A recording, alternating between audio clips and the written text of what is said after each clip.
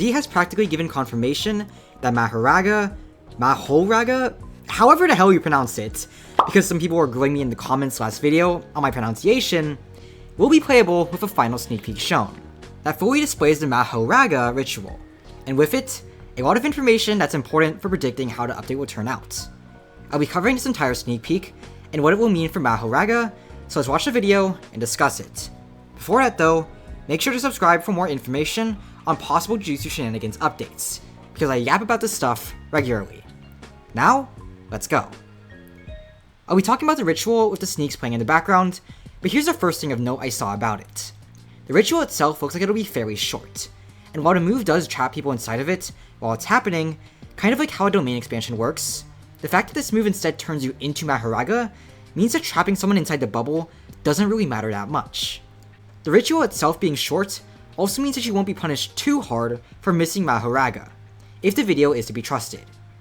Moving on from first impressions on the ritual, you can see in Z's hotbar that Mahoraga is Megumi's 4th move, along with a 3rd move which is called Shadow Swarm.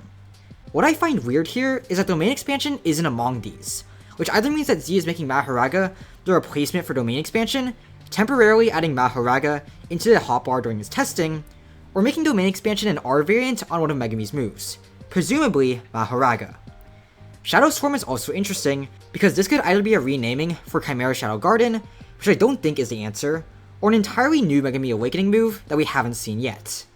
Whatever the case is, I'm guessing it'll be somewhere along the lines of how Rapid Escape works, but maybe stronger, since it is a swarm after all. How it'll turn out is left up to Z to decide, but for now, I'd place my bets on it being like a stronger Rapid Escape. Final important thing to say in the sneak is that after slapping yourself away, you become Mahoraga. Z is able to control a bigger version of himself as Mahoraga, lending leeway to the idea that Mahoraga's model will just be an upscaled you. And what's noticeable is that his movement is quite slow. Now, Z is walking and not running in this clip, so this isn't exactly representative of Mahoraga's general movement speed. But if Mahoraga is slow, I'd be a little worried about him just being a goofy murder bot that can't actually do anything but tank hits because he's too slow to chase people. Z probably won't let that happen, and Mahoraga's walk speed will probably have some gimmick to it like acceleration that makes him actually able to stop people from running away, but who knows. One final thing to say is that the moveset doesn't change after Mahoraga is used, but I'm absolutely assuming that this is a temporary thing from Z, and that he's going to add in moves for Mahoraga later. There's a second sneak to talk about, and this one reveals one other thing that's rather important.